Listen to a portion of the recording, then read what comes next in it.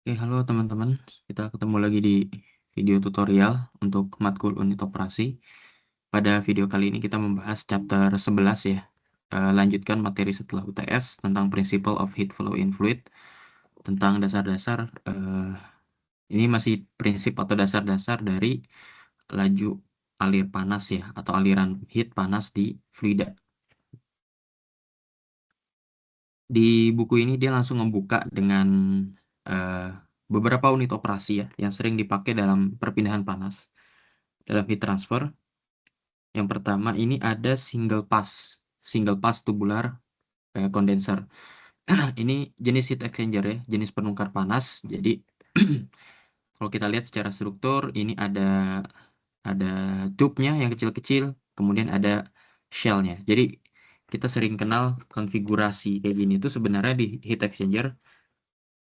Belum ke connect.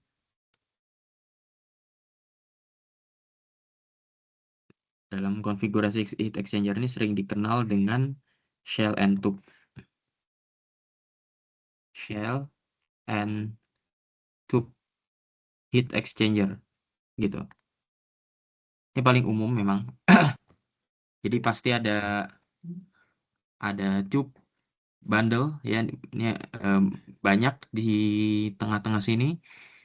Kemudian ini biasanya isinya nanti fluida yang mau didinginkan atau mau dipanaskan gitu.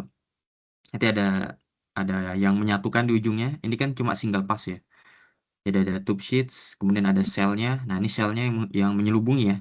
Kalau di sini yang bagian C ya, di bagian C sini. Nah, itu sheets-nya, kemudian ada channel.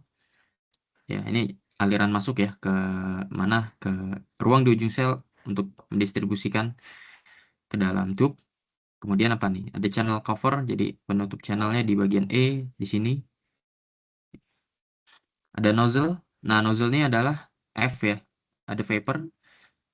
Ini kan kondenser ya. Kondenser itu berarti kondenser itu untuk kondensasi kayak gitu. Jadi ini penukar panas saja. Kalau vapor berarti nanti vapornya bakal terkondensasi kan gitu ya. Nanti keluaran dari vapor ini ada kondensat di sini. Ya dari gas dia cair karena bertemu dengan fluida dingin kayak gitu. Ini inlet liquidnya di sini, ini outlet liquidnya di sini. Ada juga ventilasinya kalau ada yang belum terkondensasi gitu. Nah, ini secara umum memang heat exchanger punya konfigurasi kayak gini ya. Ada inlet, outlet dari fluidanya, kemudian ada shell-nya, ada fan-nya, ada apa nih? Ada koneksi ya, ada H-nya. H itu di mana? Di sini ya. Ya, ini keluaran ya, kayak gitu. Jadi ada vapor, uap panas masuk ya, kayak gini di nozzle, kemudian dia mengembun karena interaksi dengan eh, fluida yang dingin yang ada di dalamnya, kemudian keluar di bagian outlet kondensat di sini, kayak gitu. Nah, fluidanya yang dingin masuk ini di sini, dia keluar akan lebih hangat pastinya. Ini yang jenis single pass. Ada yang double pipe. Double pipe ini bisa dibilang juga multi pass. Jadi dia biasanya ya kayak gini. Jadi dia double pipe. Jadi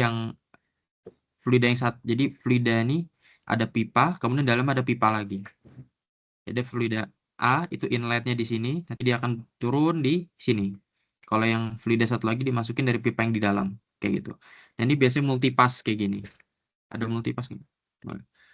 Jadi nggak cuma satu jalur tapi belok-belok. Nah, ini multipass. Jadi pipa di dalam pipa. Fluida A mengalir, fluida B juga mengalir di anulusnya ya berarti ya. Beberapa pasang pipa disusun seri, ya. Ini pasang secara seri pipanya. Ada return bands, jadi ada belokan begini. Biasanya ada stuffing box-nya di sini ya untuk mencegah kebocoran. Kapan kita pakai double pipe heat exchanger? Kalau luas permukaan yang dibutuhkannya kecil. Jadi untuk perpindahan panas kalau kita cari butuhannya kecil 150 feet square ke bawah itu bisa pakai shell and tube. Kalau lebih dari itu kita pakai shell and tube yang lebih besar. Nah, di dalam prinsip perpindahan panas ya, itu ada beberapa terminologi atau istilah suhu yang ada di buku ini ya, atau di materi ini beberapanya. Yang pertama pakai sufiks atau ya HA ya, berarti hot, H-nya itu panas ya, berarti A itu adalah titik masuk, B itu titik keluar. Kalau C berarti cold, dingin, dan A-nya masuk, B-nya keluar. Kita bisa ngitung yang pertama dari nilai suhu ini adalah point temperature difference, ya perbedaan suhu di titik itu. Kalau kita mau tahu pada titik tertentu, tinggal kita lihat aja berapa suhu panas dan suhu dinginnya. Jadi perbedaan suhu di titik tersebut, berapa suhu panas dan suhu dinginnya. Kan di exchanger itu kan berarti ada dua fluida yang mengalir ya, ada fluida panas dan ada fluida dingin. Kita tinggal cari delta T-nya. Itu namanya point temperature difference.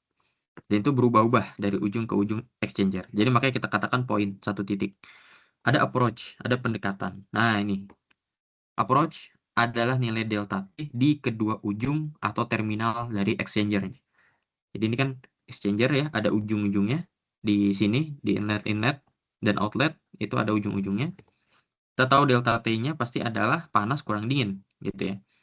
Yang pasti titik keluar dikurang titik masuk, gitu. Jadi komponennya selalu kayak gitu. Nah, 1 dan 2 di sini adalah posisi ya, titik. Bukan apa namanya? Biasanya bukan fluida 1 dan fluida 2. Jadi delta T1 bukan artinya nih delta T punya fluida 1, bukan. Tapi delta T di titik 1 gitu. Di mana titik 1 itu akan ada, ini kan titik 1 ya. Nah, ini deh. Nah, titik 1 itu bisa ada fluida masuk yang panas misalnya dan ada fluida keluar yang ya yang dingin, yang panas juga, yang panas juga. Nanti di sini akan sama-sama dingin. Gitu. Kan panasnya berpindah. Ini adalah approach. Ini juga sama. Di titik 2, satu lagi berarti adalah panas di titik A dikurang titik B. Kayak gitu. Ini approach. Ada juga range, ya, atau rentang. Rentang itu seberapa besar perubahan suhu dari masuk ke keluar. Jadi kalau kita mau lihat range fluida panas, kita lihat berapa waktu suhu panas dia masuk dan berapa suhu dia keluar. Dingin juga sama. Dingin dia keluar dikurang dingin dia masuk. Ini range. Nah, kalau di kondenser itu kan berarti satu fluida akan berubah fasa ya. Kayak tadi contoh yang pertama, dia vapor, kemudian keluar akan bentuk cair atau kondensat. Kalau itu akan ada hanya ada satu range, yaitu range di fluida dinginnya, di yang mengalir di cup ini. Ya. Karena ini dia kalornya nanti adalah kalor laten ya. Maka nggak di range-nya nggak dihitung dengan rumus ini kayak gitu. Tapi kalau dia nggak ada perubahan fasa, ya cuma panas dingin, nah itu dia tetap pakai range yang ini, gitu. Kemudian ada average atau mixing cup stream temperature. Ini kalau kita baca ya penjelasannya, suhu fluida tuh tidak seragam di sepanjang pipa, gitu. Di dekat dinding beda dengan di tengah. Ya ini kita bisa maklumi nih, kita tahu ya. Suhu fluida di tengah pipa, di dinding pipa itu pasti beda. Nah, kita pakai suhu yang mana kalau untuk kita menghitung, gitu ya. Disepakati suhu yang dipakai adalah namanya mixing cup temperature atau bulk temperature, yaitu suhu yang akan diukur kalau seluruh fluida ditarik keluar dan dicampur secara adiabatik hingga homogen. Jadi kita ambil cairan fluida itu kita aduk, gitu ya. Dan kita aduk sampai dia homogen cairannya, maka suhu yang diukur itu adalah itu suhu yang dipakai mixing cup temperature atau bulk temperature. Kemudian aliran dalam exchanger itu ada dua macam ya. Yang pertama ada counter current, ada juga parallel flow, atau nama lain dari counter current itu sering juga disebut dengan co-current. Nama lain. Jadi selain diistilahkan dengan parallel flow, juga ini disebut sebagai co-current. Sebagian buku ya nyebutnya co-current. Jadi kalau parallel flow atau co-current, aliran fluida masuknya dari ujung yang sama. Jadi ngalirnya searah. Kayak gini, ini gambarnya. Jadi ini ada titik masuk fluida panas, ini titik masuk fluida dingin. Ada approach delta T1. Kemudian yang dingin akan memanas, suhunya naik, sehingga akan punya titik akhir di sini. Yang panas akan mendingin, suhunya turun, akan titik sini. Akan ada approach atau delta T2. Ini direction of flow, warm fluid, ini sama ya, satu arah. Gitu. Ini approach-nya bisa dihitung dari selisih di titik tersebut, titik masuk ya, titik masuk, ini titik keluar. Jadi ini HB min CB, ini adalah HA min CA. Gitu. Approach yang paling besar tentu ada di titik masuk dan yang paling kecil ada di titik keluar. Ya. Ada keterbatasan pada aliran paralel atau concurrent, bahwa suhu di keluaran ini nggak akan pernah bisa lebih dari suhu keluaran yang panas ini. Ya, ini kan nggak mungkin dia apa namanya motong. Ya. Jadi yang ini lebih panas daripada yang ini itu nggak mungkin. Artinya fluida dingin yang keluar, ya, ini yang keluar CB ini, TCB, nggak bisa lebih panas dari fluida panas yang keluar. Jadi tetap aja hot fluidnya kan tetap hot gitu, lebih panas. Nah ini secara termodinamika tidak akan pernah terjadi gitu ya. Panas nggak bisa ngalir dari dingin ke panas secara spontan. Jadi, kalau misalnya ini lebih tinggi kan kebalik, jadi nanti alirannya seperti ini. Apa namanya dari dingin malah ke panas. Itu nggak mungkin secara termodinamika. Nah, kalau aliran counter current dia berlawanan, jadi di titik. Jadi fluida panas masuk dari sisi sini ya ke arah kiri, fluida dingin dari arah ke arah kanan. Maka di sini ada titik 1, ada delta T1 dan ada delta T2 sebagai approach ya. Approach-nya seperti ini. Delta T1 ujung kiri ada warm end approach, bisa jadi yang kecil dan ada yang paling kanan. Titik kayak gini. Apa keunggulannya? Keunggulannya ada titik keluaran ini, TCB-nya ini, itu bisa mendekati THA. Jadi kalau kita lihat, mungkin approach-nya kecil ya, yang terkecil di sini. Tapi ini bisa hampir mendekati THA kalau dia counter current. Jadi fluida dingin bisa keluar hampir sepanas fluida panas yang masuk. Karena di sini masih panas-panasnya, di sini lagi apa namanya? Tinggal butuh panas sedikit lagi. Jadi udah tinggal nambahin panas yang sedikit gitu. Karena driving force, kenapa bisa begitu? Karena driving force atau delta T-nya terdistribusi merata di sepanjang exchanger. Kalau di paralel, driving force-nya gede di awal tapi kecil. Jadi kayak gini. Ini gede ya delta T-nya. Lama-lama kecil. Jadi transfer panasnya kurang. Kalau di sini ini relatif nggak begitu berubah delta T-nya. Ya, relatif konstan. Makanya counter current tuh biasa lebih bagus daripada co-current. Tapi tergantung sistemnya. Nah, kemudian sebelum kita lebih jauh tentang apa namanya? Tentang perpindahan panas, berarti kan kalau panas itu kita ngomongin tentang energi ya, tentang neraca energi, energi balance. Ya, kita perlu ingat persamaan umum dari termodinamika. Teman-teman masih bisa ingat tentang neraca energi ya di pelajaran neraca energi atau di termodinamika. Ini adalah persamaan umum dari energi balance. Mass flow rate dikali perubahan entalpi setengah delta V kuadrat tambah G delta Z adalah Q min. Ini adalah kerja yang dilakukan oleh alat ya, shaft work ya. Ini dari hukum termodinamika pertama. Jadi di heat exchanger, ini kalau kita ngomong konteksnya heat exchanger ya, alat-alat unit operasinya, tidak ada shaft work, jadi nggak ada pompa atau turbin, karena dia pure cuma perpindahan panas. Kinetic energinya ya, itu bisa diaproksimasi nol karena perubahan kecepatan sangat kecil dan juga tidak ada perubahan energi potensial yang signifikan biasanya. Ada mungkin nggak signifikan delta Z-nya. Sehingga nanti perubahan entalpi itu, jadi Q itu atau panas yang mengalir itu pure cuma massa apa namanya mass flow rate, laju alir dikali perubahan entalpi gitu. Entalpi di outlet dikurang entalpi di inlet gitu. Nah, di luar cup salah satu fluida bisa kehilangan atau mendapat panas dari lingkungan gitu ya. Kalau masih di dalam cup, masih di dalam heat exchanger mungkin nggak begitu kerasa atau nggak apa namanya nggak signifikan. Tapi kalau udah eh, di luar cup itu bisa mendapatkan atau udah bisa dapat atau hilang panas dari lingkungan. Nah ini heat loss namanya ya, heat loss ke lingkungan yang kita nggak mau dalam prakteknya. Dan biasanya kita minimalkan dengan adanya insulasi. Jadi kita asumsikan heat loss ke lingkungan diabaikan. Nah, ini kalau kita hitung-hitung pakai neraca energi ya, kalau kita asumsi heat loss-nya diabaikan, berarti semua panas dari fluida panas masuk ke fluida dingin. Maka tanda QH ya, apa namanya, akan jadi negatif. Karena keluar ya.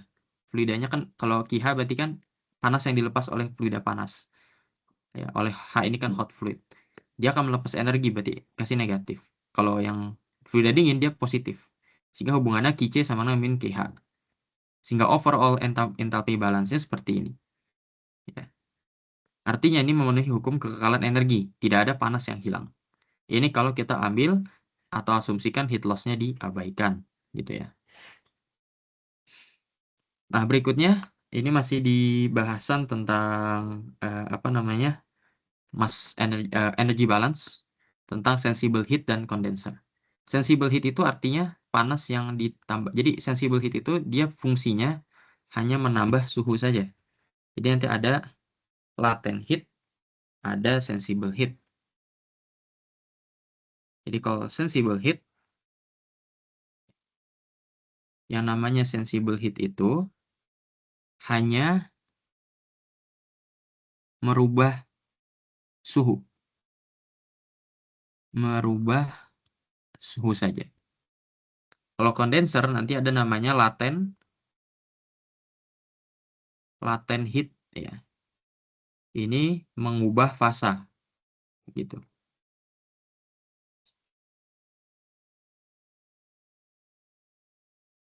Jadi kalau sensible heat tidak ada perubahan fasa, artinya hanya merubah suhu. Jika hanya ada perubahan suhu, tidak ada penguapan kondensasi, maka CP-nya itu ya, heat capacity diasumsikan konstan mengikuti persamaan ini. Delta H adalah CP delta T. Jadi persamaan energi balance-nya jadi seperti ini. Ya, kita tahu bahwa entalpinya delta H ini kita ubah jadi CP delta T. Gitu.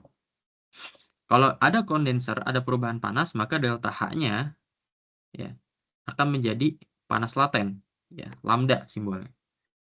Ketika fluida panas adalah uap jenuh saturated vapor yang terkondensasi tanpa superheat, tanpa ada subcooling, ya, jadi si delta H-nya itu sama dengan lambda.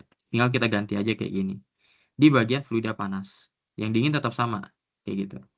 Tapi kalau ada subcool ya, artinya kondensat keluarannya jauh lebih kecil daripada suhu apa namanya, suhu panasnya, suhu masuknya, jadi makin didinginkan. Maka ada sensible heat juga. Jadi latent heat ditambah sensible heat, kayak gitu.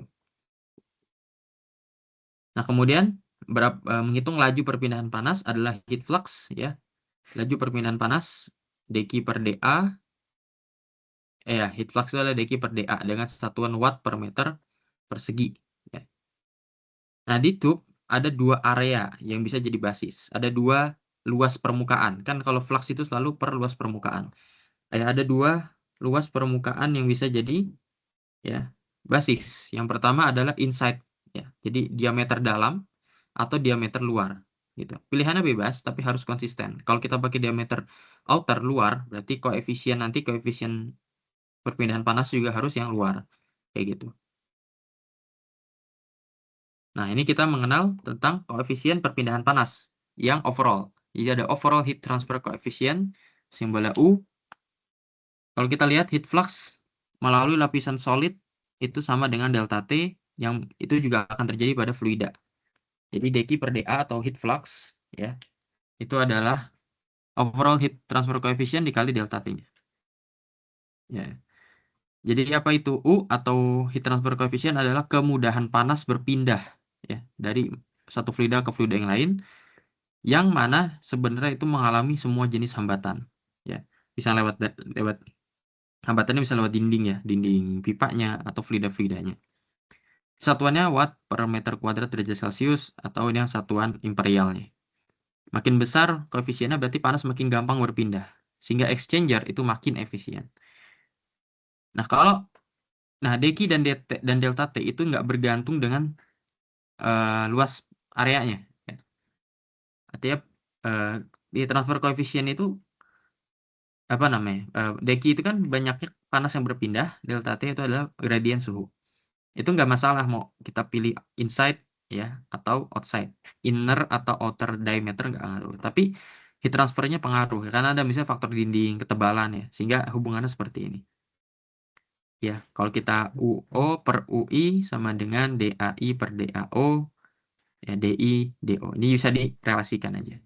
Tapi kalau thin wall, ya, tipis pipanya, berarti kan DI sama DO-nya hampir sama ya. Artinya heat transfer coefficient-nya juga sama. Kalau dia pipa tipis. Ya. Nah, berikutnya kita mengenal ada bagian yang penting banget juga di dalam heat exchanger itu adalah LMTD. Ya.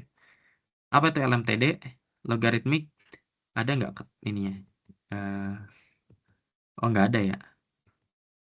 Logarithmic mean temperature difference.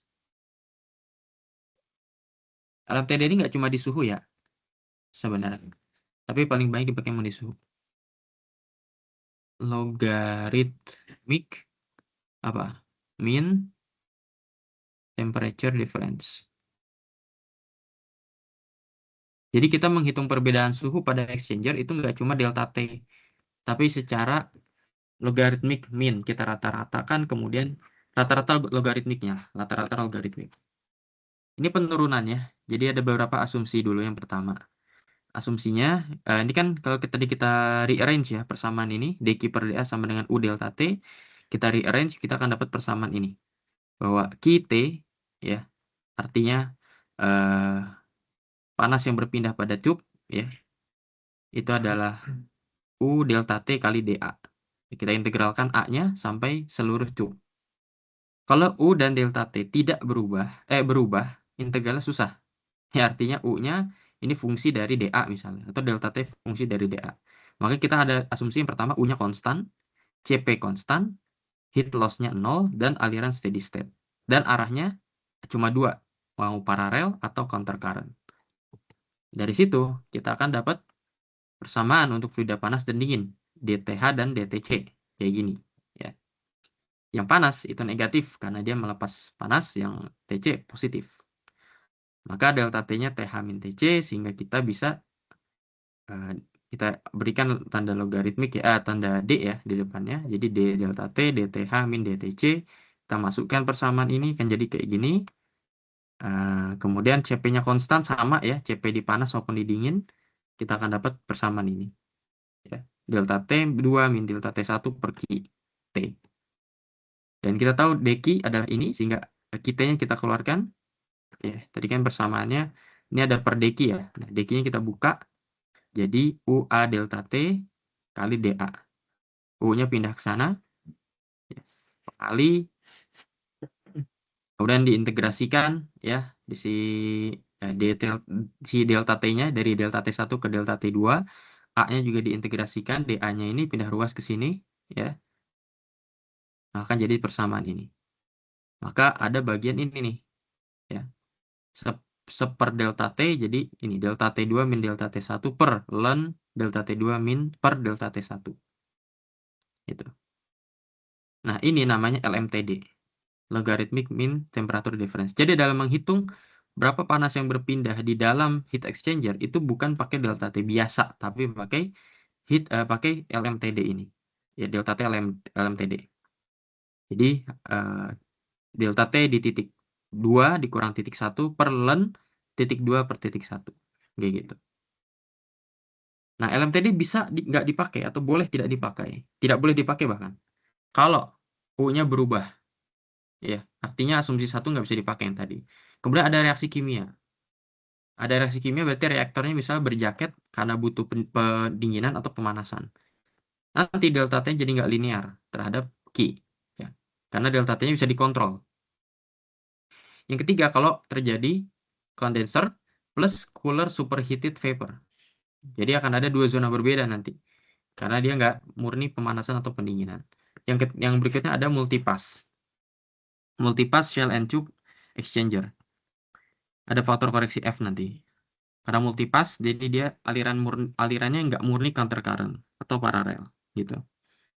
Nah, untuk kasus umum, asumsi tidak valid bisa diintegrasi secara numerik. Jadi kita integrasikan ya pakai model, kita plot 1 per U delta T dengan Q biasanya. Nanti kita dapat luas areanya. Jadi pakai integral juga cuma cara numerik. Nah, tadi kita membahas tentang overall heat transfer coefficient. Artinya semua hambatan panas itu masuk ke sini. U ini menggambarkan semua hambatan panas. Ada namanya individual heat transfer coefficient H. Ini kalau di chapter 5 ya, teman-teman masih ingat chapter 5 itu tentang aliran fluida ya, yang incompressible kalau nggak salah, apa compressible.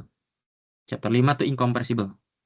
Kita bahas tentang ada profil dalam pipa turbulen ya, ada viscous supplier, dia ada di dekat dinding, ya, ada buffer zone di transisi dan ada turbulent core. Nah, ada juga terjadi pada profil suhu. Turbulent core itu kan ada eddies ya, ada pusaran-pusaran yang bercampur sehingga suhu cepat merata. Tapi di viscous layer itu nggak ada konveksi. Jadi panas lewat konduksi. Nah, kebanyakan fluida konduktivitas termalnya rendah. Viscous layer adalah hambatan utama. Jadi makin tipis lapisan, makin kecil hambatannya. Ini kalau kita lihat secara diagram nih, distance jarak yang harus dilewati dari warm fluid di sini, dia kayak gini. Ini suhu panas A-nya masuk, ini TH nih, hot, sorry. Kemudian masuk ke sini, ini titik keluaran. Nah, ini ada metal wall. Nanti suhunya pindah ke sini. Kayak gitu. Di sini suhu berpindah cepat, tapi di sini lambat. Ya, kayak gitu. Nah, untuk menghitung individual heat transfer coefficient, bisa dengan ini, ada persamaan definisi ya, untuk H, itu dq per dA, tentu saja per T min T, W ini adalah wall ya, suhu di dinding pipanya. Ini adalah heat transfer coefficient.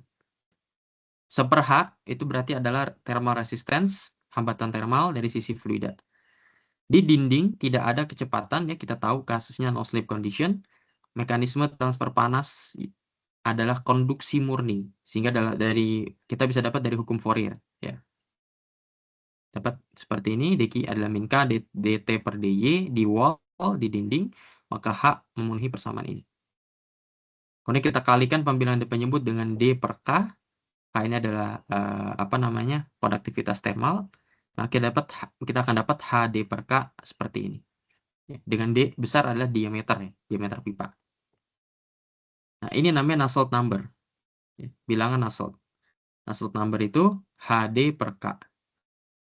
HD per K berarti menggambarkan gradien suhu di dinding dibagi gradien atau dirasiokan dengan gradien suhu rata-rata di seluruh pipa.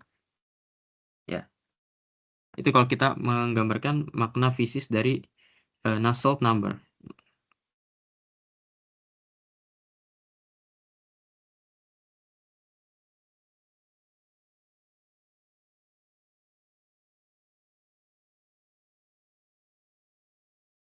Nah, kalau semua hambatan panas terkonsentrasi di satu lapisan laminar setebal X misalnya, jadi kalau kita lihat di sini ada lapisan tebal X, lapisan laminar misalnya, ya, maka H-nya sama dengan K per X ya, bukan K per D, tapi K per X, sehingga X-nya K per H. Kita bisa lihat kayak gini, Nusselt number, ya, itu seperti D per X. Diameter dari tube-nya dibagi tebal lapisan laminarnya, gitu. Kalau kita lihat HD per K, ya H ini adalah koefisiennya, koefisien konveksi, ya K itu adalah konduksi, ya. Kalau dia besar berarti lapisan ekivalennya tipis. Nusselt number besar, ya berarti ininya kecil. Kalau kecil berarti hambatannya juga kecil. Transfer panasnya bagus. Turbulensinya kencang berarti Nusselt number besar juga, gitu. Nah, kalau Nusselt number-nya 1, ya 1 itu berarti konduksi murni, nggak ada konveksi, gitu. Jadi HD-nya sama dengan K. H kali D sama dengan K, kan gitu ya. Berarti kan hanya ada konduksi aja yang terjadi di sini, bukan konveksi. Jadi dia juga menggambarkan konveksi per konduksi. Mana yang lebih baik atau lebih dominan.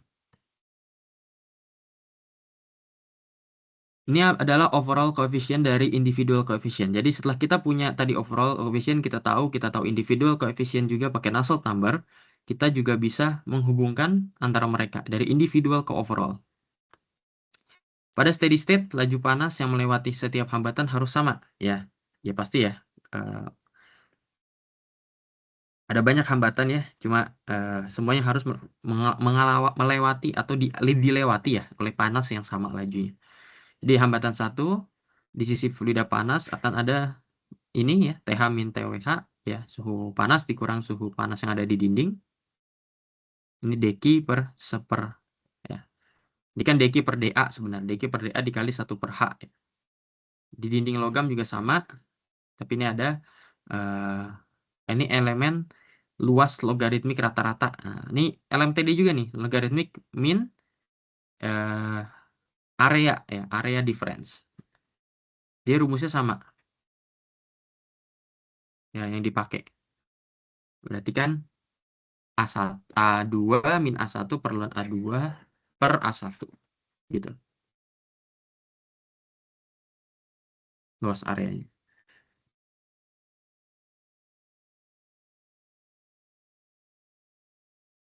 Kemudian dikali dengan KM atau konektivitas thermal dari dindingnya. Ada lagi hambatan yang ketiga itu dari outside tube-nya. Atau ada fluida dingin di sana. Mana seperti ini. Nah, ini kan hambatan seri ya. Dipasang secara seri. Sehingga hambatannya beda potensialnya atau delta T-nya di jumlah. Maka kayak gini kita dapatnya. Delta T yang terjadi adalah ini. Nah, kemudian kita bisa bagi kedua sisi dengan DAO, kita pakai hubungan ini ya. Kita akan dapat persamaan ini. Ya. Kemudian kita bandingkan, kita bagi dQ per DAO dengan bandingkan dengan persamaan ini, dQ per DAO-nya masukin UO TH min TC seperti ini. Maka kita akan dapat dua macam basis. Ini ada basis kalau kita pakai outside diameter dan pakai inside diameter. Jadi menghitung overall heat coefficient dari outside itu pakai semua ini persamaan ini. Ya. Gitu. Kalau yang inside diameter kita pakai persamaan ini. Gitu. Ada bedanya? Ada. Ya. Tapi kita bisa pakai dua macam atau dua pilihan ini. Jadi kalau kita lihat dari bentuk resistansi itu, ya dari sini ya, kita rearrange, kita akan dapat bentuk resistansi seper UO, ya kalau kita pakai outside diameter, maka ada hambatan sisi dalam, nih, inner ya, DIHI, ada hambatan karena dinding, K dikali DL ya, DL itu berarti adalah panjang diameter rata-rata ya, diameter rata-rata dari pipanya sepanjang itu, logaritmik juga, LMTD juga dia.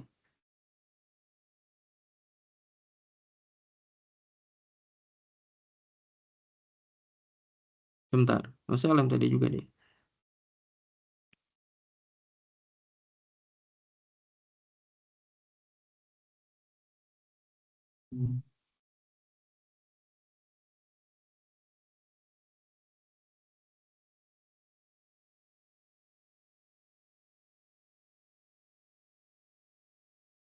Ya, ini LMTD juga ya DL-nya. Berada hambatan karena sisi luarnya, gitu. Jadi masing-masing suku ini itu adalah hambatan termat individual sehingga total resistansinya adalah seper UO. Nah, kalau kita cari pressure drop-nya atau delta T-nya kita tinggal sesuaikan aja.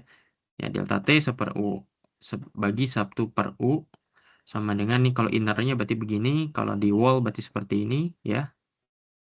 Kalau di offset seperti ini. Nah, kalau pipa tipis ya, diameternya sama semua, kita dapat lebih sederhana lagi, seper U sama dengan seper H X wall berarti tebal dinding per thermal conductivity seper HO. Tapi kalau ada salah satu hambatan yang jauh lebih besar, maka itu adalah controlling resistance-nya. Misalnya kita punya HO-nya gede banget, maka yang ini jadi tidak begitu berpengaruh. Ya. Jadi kalau 1 per HO misalnya jauh lebih besar daripada seper HI dan XWKM, maka seper U sama dengan seper HO, ya, atau sama dengan. Bisa diaproksimasi. Kalau salah satu hambatan jauh lebih besar. Gitu. Nah, berikutnya tentang fouling factor. Di dunia nyata permukaan heat exchanger nggak selalu bersih. Pasti lama-lama ada scaling, ya, ada kerak. Biasanya kalau pipanya isinya air ya, air sadah, air yang banyak mineral ya. Bisa ada deposit korosi juga, ada biofilm. Kalau kita pakai microbial, ya, ada yang nempel-nempel, kerak. Bisa juga deposit dari produk reaksi. Ini akan memberikan hambatan thermal juga, ya, lapisan tambahan. Nah, kita akan tambahkan dua suku hambatan fouling. Ya. Ada fouling factor nih, yang pertama ini di dalam, dan ada yang di luar. Gitu. Fouling factornya. Maka resistansinya seperti ini jadinya. Untuk outside diameter ya. Tinggal ditambahkan aja faktor tadi kan sama ya. Outside diameter kayak gini seper UO-nya DO per DIHI dan seterusnya. Ini sama. 1 per tinggal tambahannya ini. Ada fouling factor di dalam dan di luar tube gitu. Nilai numerik fouling factor dari standar industri 600 sampai 11.000. watt per meter kuadrat derajat Celcius. Ini standarnya ya. Harus dijaga Fouling factornya seperti ini. Jangan sampai lebih besar daripada ini akan sangat signifikan nanti berpengaruhnya.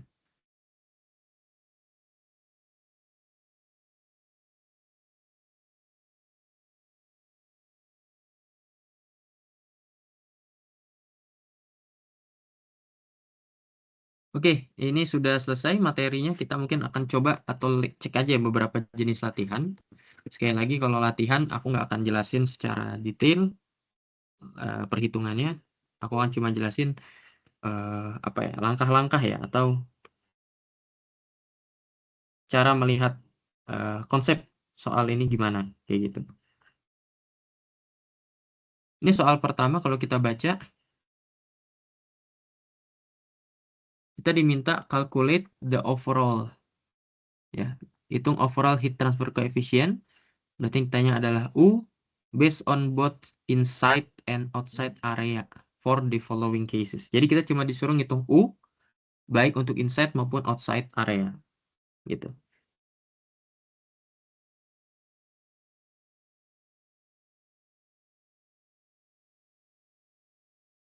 Kalau kita ingat yang paling gampang, kita ingat rumus untuk outside area ya.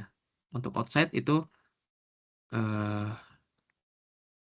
outside area itu kan 1 per UO sama dengan 1 per sorry, bukan 1 per DO per DI HI tambah X wall gitu kan tadi, dikali DO per KM DL ya, logaritmik, tambah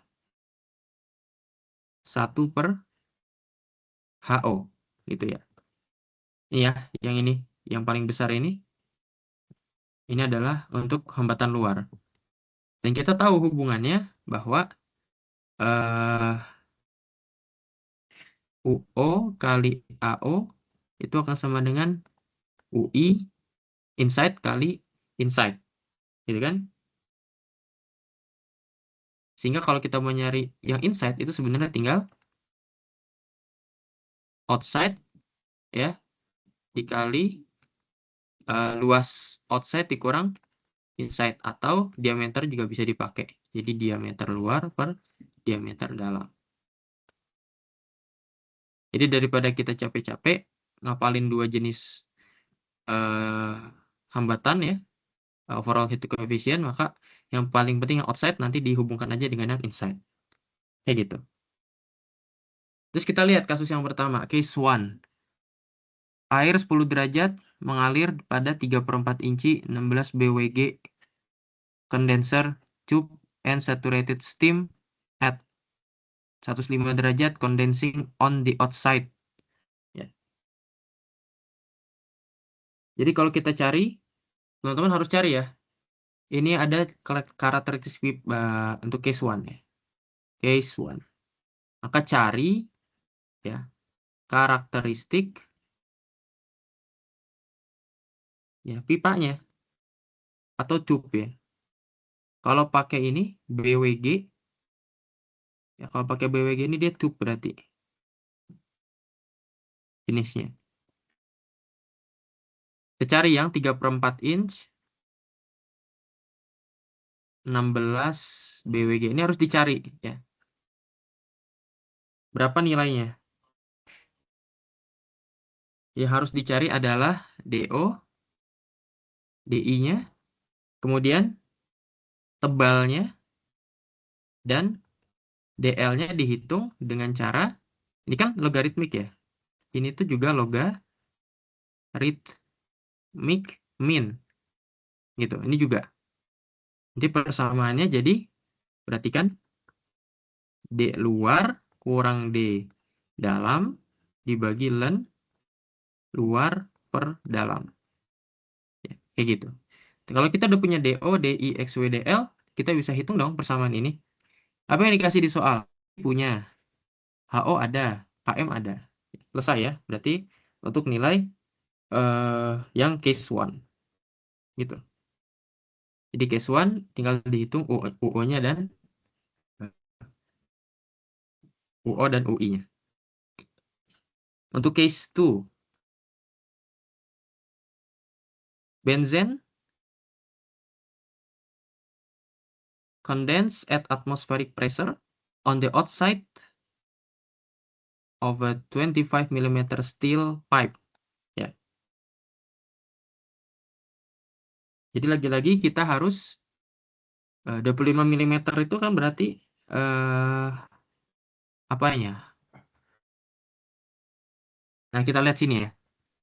Outside-nya 25 mm berarti kita udah punya DO-nya 25 mm kan gitu. Kemudian udara 15 derajat mengalir pada laju alir 6 meter per second.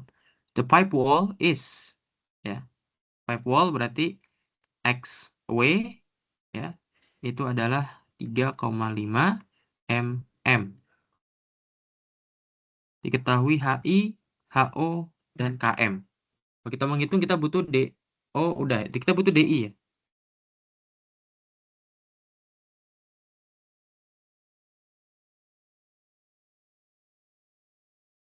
Berarti DI-nya berapa?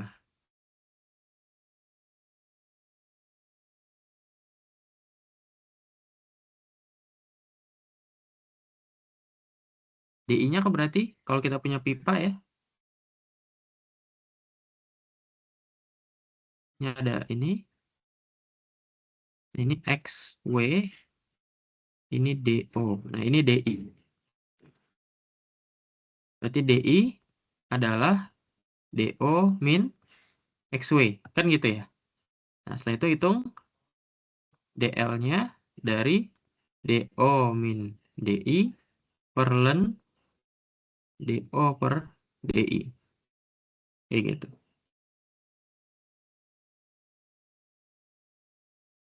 Jadi, kita tinggal hitung nanti sesuai dengan ini persamaan yang di kotak ini nih. Case 3. Case 3. Dropwise condensation from steam at a pressure of 50 pound force per inch square gauge. Nah, di pipa 1 inch schedule 40 steel pipe. Ya, ini lagi-lagi cari ya. Apa namanya? Cari karakteristik pipa. Ya, kalau pakai schedule itu pipa berarti. Ya, cari DO-nya, DI-nya, XW, dan DL. Nanti tinggal dihitung aja kayak biasa. Ya, itu aja. Oke, soal berikutnya.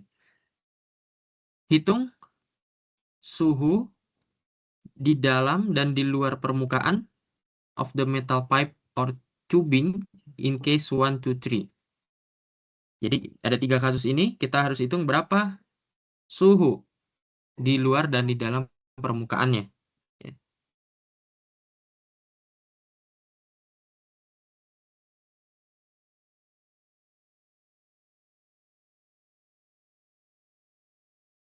Maka hubungan yang kita harus ingat ya, bahwa eh ini kita bahas pakai analog hukum Ohm ya. Kita tahu kalau V sama dengan I kali R. Ya enggak? Artinya V di sini adalah delta T sama dengan Q kali U. Ya. Ini kan bisa dihubungin kayak gini.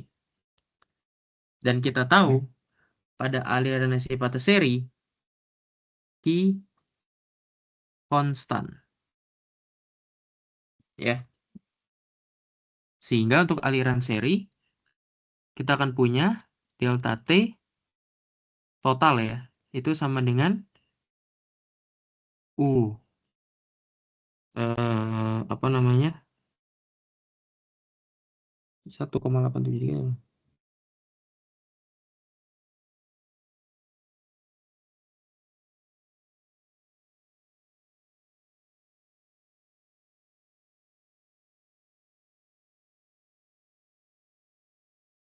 U total sama dengan, berarti delta T di outside dibagi U di outside sama dengan delta T inside per U inside sama dengan delta T di wall, di dinding, per hambatan di koefisien di dinding. Kayak gitu.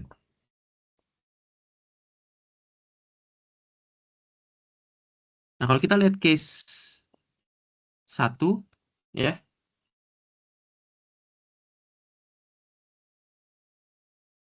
Case 1 itu adalah, kita harus hitung berapa delta T-nya. Delta T-nya, berarti kalau kita lihat sini, airnya 10 derajat, saturated steam-nya 105 derajat. Berarti 105 kurang 10. 95 derajat Celcius. Nanti U total berarti adalah UO tambah UI. Gitu.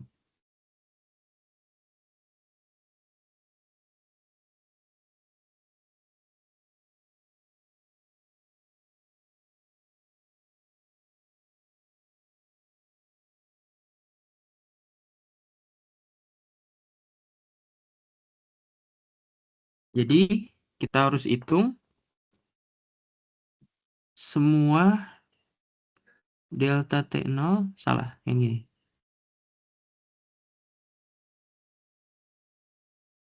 Hitung delta T0, delta TI, dan delta TW.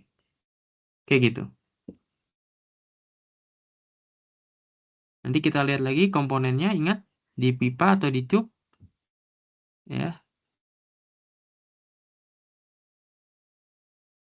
Ini adalah DI, ini XW, ini adalah DO. Sehingga nanti gini, ini kan delta T ya. Delta TO ini kan berarti suhu paling luar ya.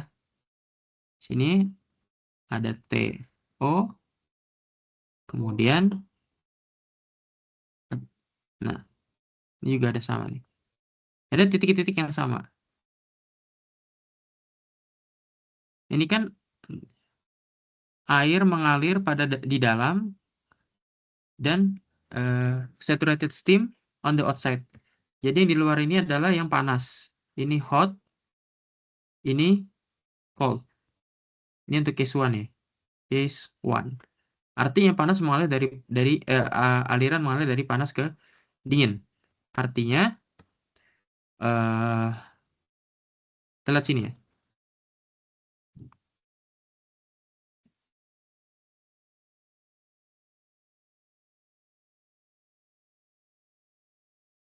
Kalau kita lihat untuk yang delta TO berarti kan di sini dan di sini titik pusat. Ya. Artinya untuk delta TO itu adalah suhu steam dikurang suhu di center. Kalau delta TI berarti kan suhu di sini dikurang suhu di sini.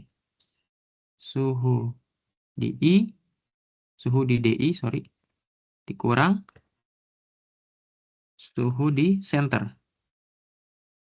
Gitu. Dan nanti delta T wall berarti adalah T steam dikurang T di DI.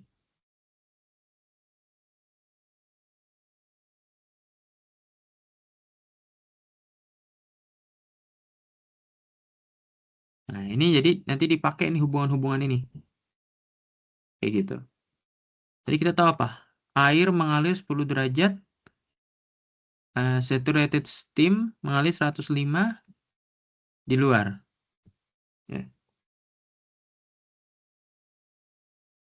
Artinya T steamnya itu adalah 105 derajat Celcius. T center itu adalah 10 derajat Celcius.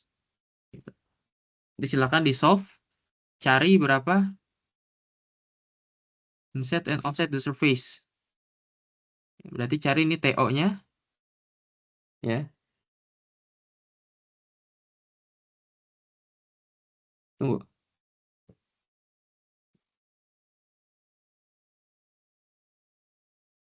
bukan gini deh, sorry.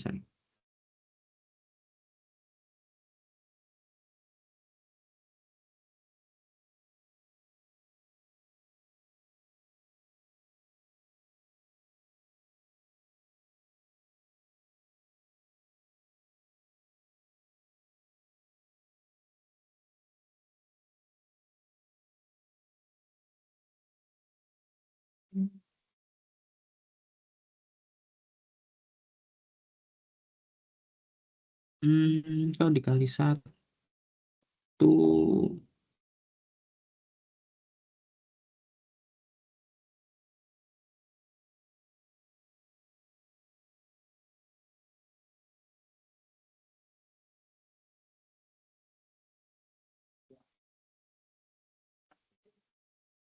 jadi ini di luar kan steam, ini water.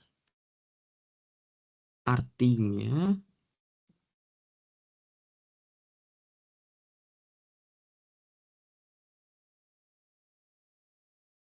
kita udah punya nilai masing-masing ya. Kita udah punya kita harus hitung dulu si delta T-nya berapa.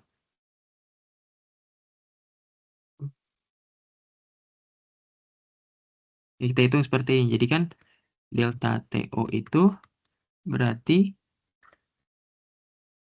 delta T dikali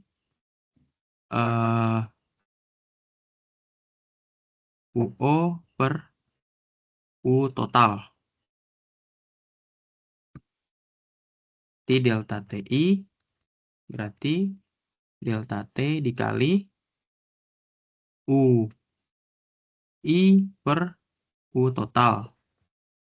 Dan delta TW itu juga dihitung dari delta T kali W per U total.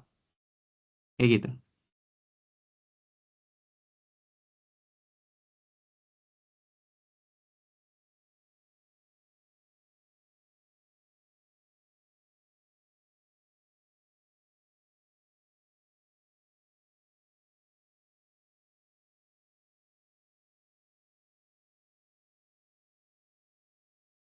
Kita kan disuruh menentukan suhu di dalam dan di luar permukaan. Jadi titik-titik sini nih. Ya. 105 dikurang suhu di sistem.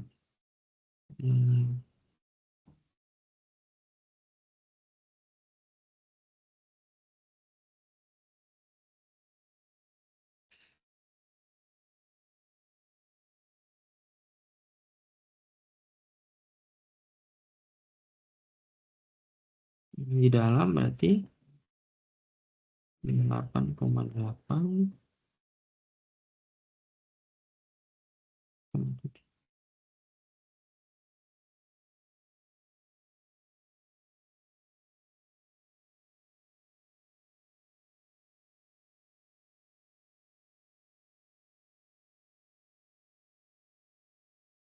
setelah kita dapat misalnya dapat delta TO ya, berarti kita tahu berapa perbedaan suhu di sisi luar. Kan asalnya di sini ya, asalnya 105 derajat. Kemudian ada perbedaan suhu. Nah, perbedaan suhu itu kan dibuang akibat ada hambatan ini. Ya. Sehingga nanti misalnya ya, suhu di dinding outside gitu ya. Itu kan berarti adalah 105 ya, yang luar ini dikurang ini ya, dikurang delta T 0. Delta TO, sorry.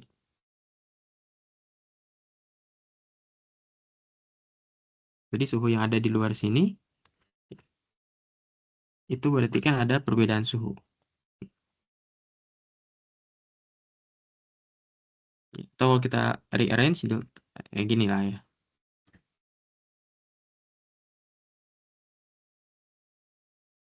Delta TO, ya. Berarti kan dia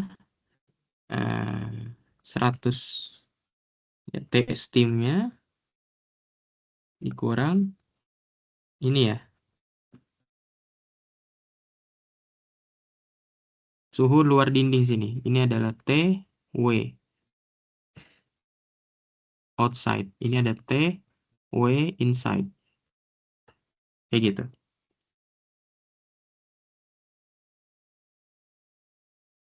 Ya dari 105 pas nyampe sini ini jadi berapa? Itu kan karena ada hambatan dari dinding luarnya, sisi luarnya. Hambatan luarnya. Jadi pas nyampe sini panasnya tinggal berapa gitu. Nah, dari delta T itu kita tahu berapa yang ada di sini. Ya. Kemudian kita juga bisa hitung berarti delta TI, ya,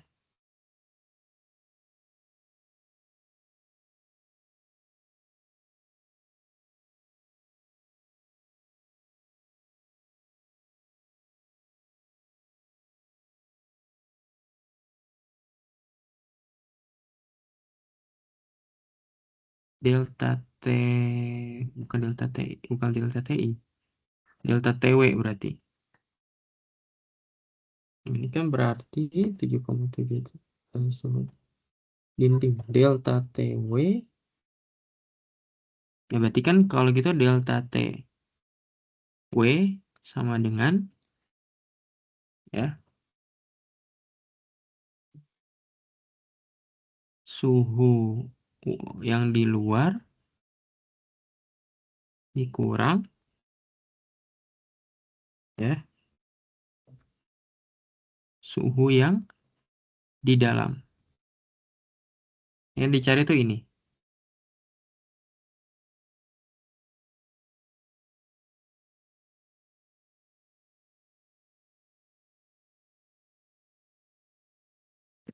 Kayak gitu.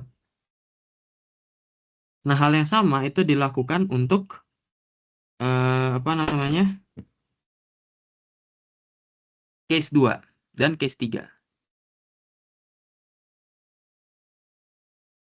Sama, ya. Jadi alurnya hitung dulu berapa delta T totalnya. Kan bisa ada ya di sini. Nah, dia masuk 15 derajat, ya misalnya. Condensing at atmospheric pressure. Nah, the air at 15 derajat mengalir, jadi ada aliran apa namanya?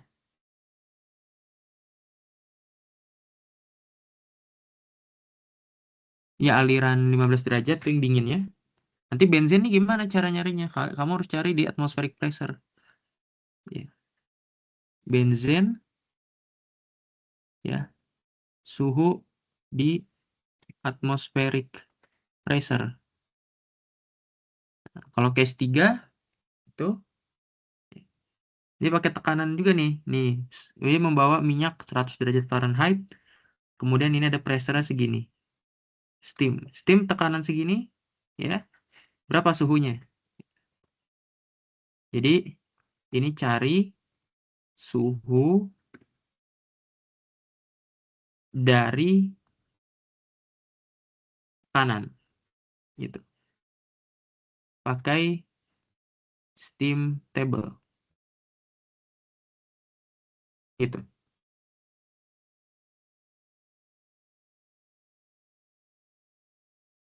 Oke. Ini ada contoh lagi soal ketiga.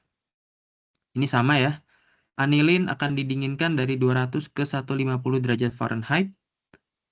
Jadi kalau ini dianggap fluida panas, ya berarti suhu panas masuk adalah 200 Fahrenheit.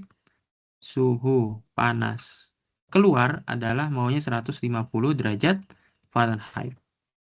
In a double pipe heat exchanger, total outside area 70 feet square. Outside areanya 70 feet square. For cooling, a steam of toluena. Nah, lajunya segini ya. Jadi ada mass flow rate dari yang dingin. Ya. Ini dari yang dingin. Toluen itu adalah yang pendinginnya. Itu adalah 8.600 ya, pound per hour. At a temperature of 100 derajat Fahrenheit. Jadi dia masuk, suhu dingin masuk adalah 100 derajat Fahrenheit. The exchanger, nah ini ya, ini bahan pipanya. Seperti ini.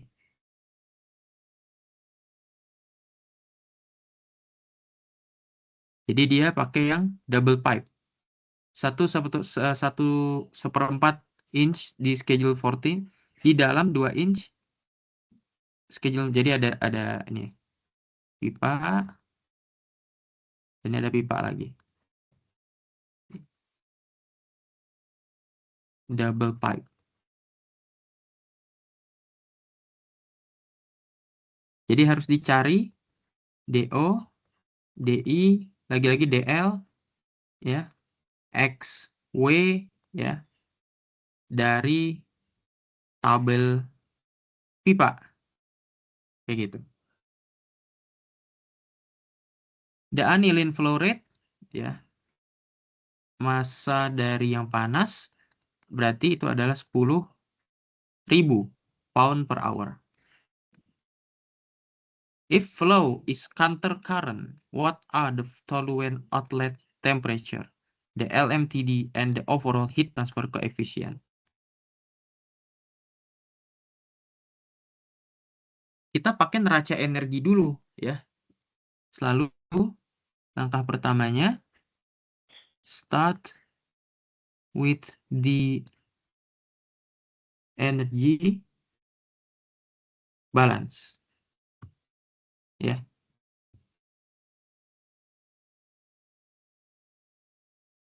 Ingat bahwa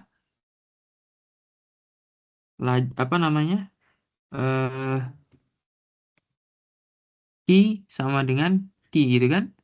Q hot sama dengan Q cold. Gitu. Berarti yang di hot apa? MH CP H kali berarti suhu masuk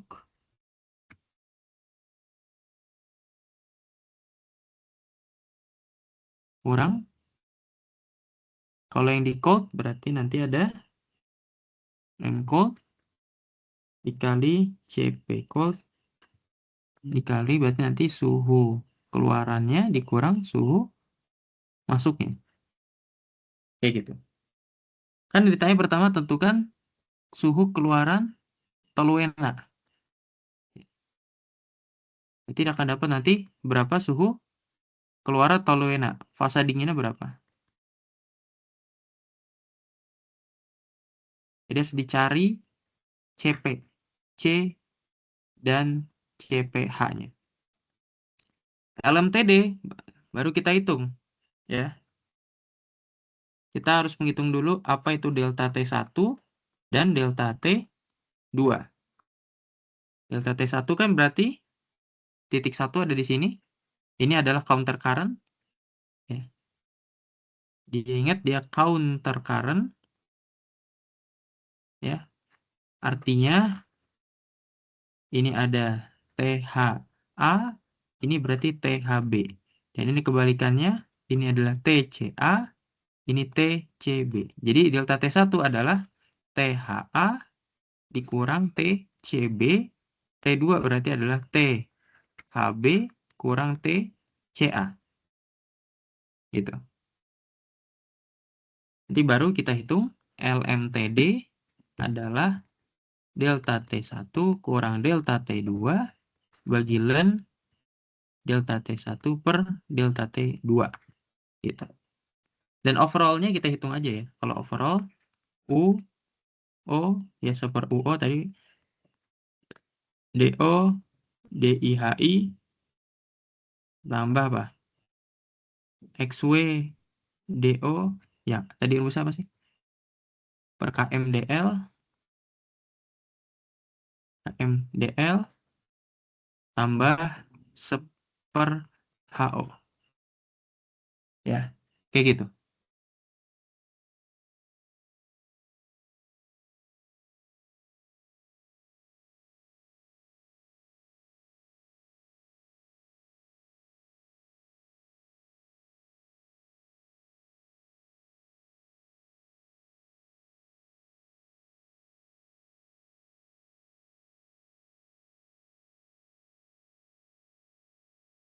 Ya, itu kita menghitung the overall heat transfer coefficient. Oh, nggak usah. Ini kan nggak usah pakai ini deh. Ya. Ingat dalam heat exchanger, dalam heat exchanger, Q sama dengan U ya, A LM TD. Jadi kita akan hitung berapa U-nya sama dengan Q per apa? Salah, kok Q. U-nya berarti, bener dong. Q per A LMTD. Itu aja. Q-nya bisa dihitung dari sini, yang pertama. Terus, what are they if flow is parallel? Nah, tentukan nilainya kalau flow-nya paralel. Ya, kita hitung berarti apakah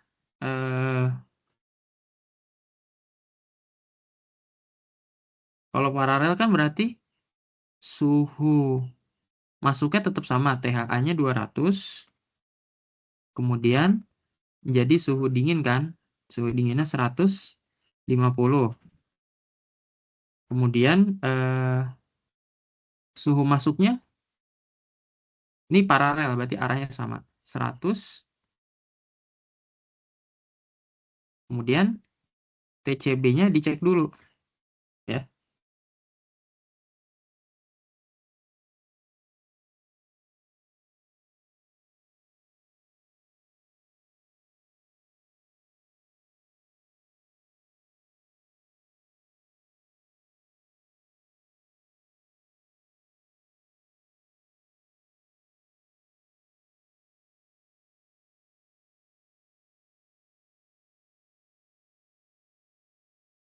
Ya,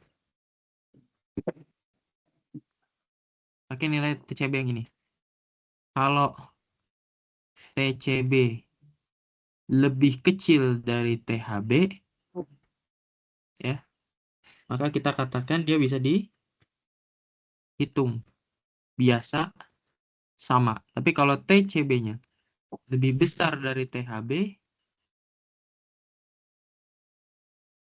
tidak bisa dihitung ya berarti ya. Tidak mungkin. Tidak mungkin terjadi. Kayak gitu. eh ini ada tambahan lagi ya di sini. In the exchanger describe how much aniline can be cool if the overall heat transfer coefficient-nya 70. Ya kita kasih U berarti kita hitung Q sama dengan UA LM TD. U-nya ada, A-nya ada, LMTD-nya ada. Dan Q kita tahu adalah M H gitu kan, CP delta T. Dapat nanti MH. Ini gampang ya.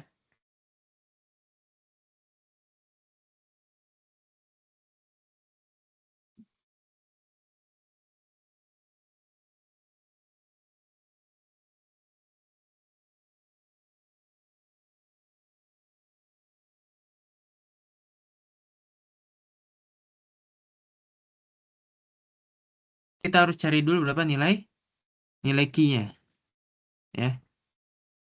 Q U-nya udah, A-nya LMTD-nya sih.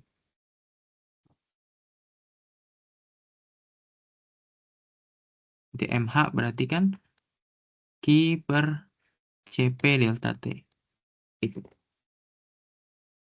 Ini juga sama ya, nomor yang terakhir. eh, kita baca karbon tetrachloride flowing. Ini ada laju alirnya. To be cool. Berarti ini ada MH ya. Yang panasnya 19.000 kg per jam. Ya, kemudian ada suhu awalnya THA 85 derajat dan THB-nya 40 derajat. Cooling water-nya MC-nya berarti 13.500 kg per jam. Kemudian 20 derajat asalnya. Berarti TCA-nya 20 derajat Celcius.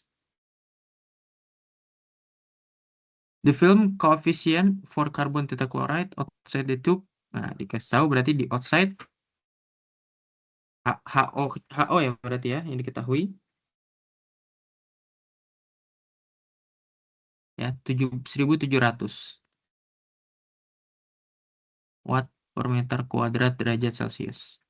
The wall resistance is negligible. Jadi the wall resistance berarti yang mana? Yang XW DO KM DL sama dengan 0.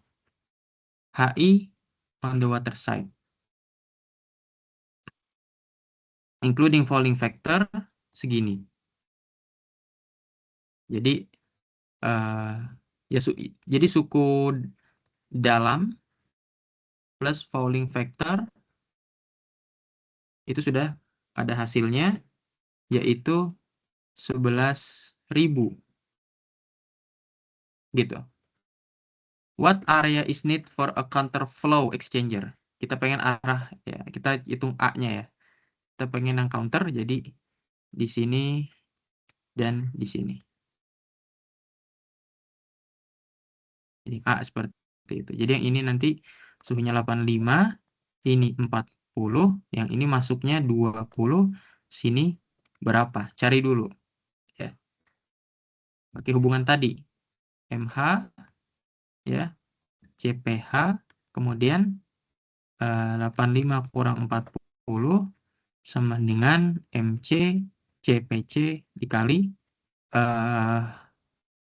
TCB min 20. Nanti dapat TCB-nya berapa? Gitu kan? Udah dapat, kita masukin lagi. I sama dengan dalam exchanger ya. U A LM TD.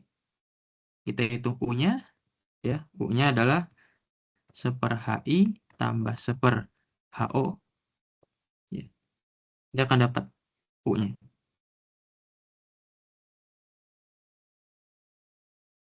Itu.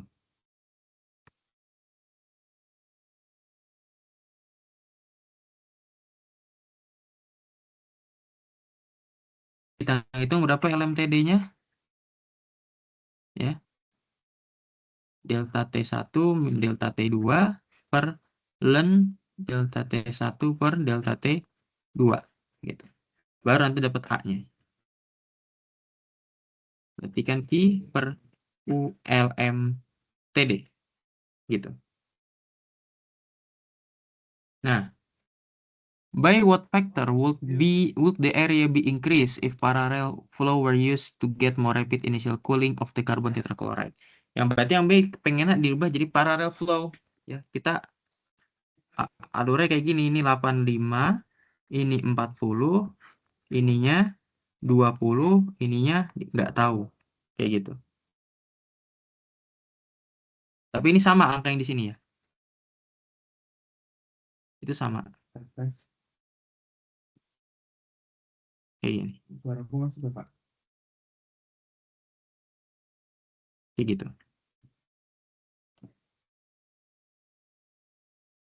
Jadi dapat A-nya.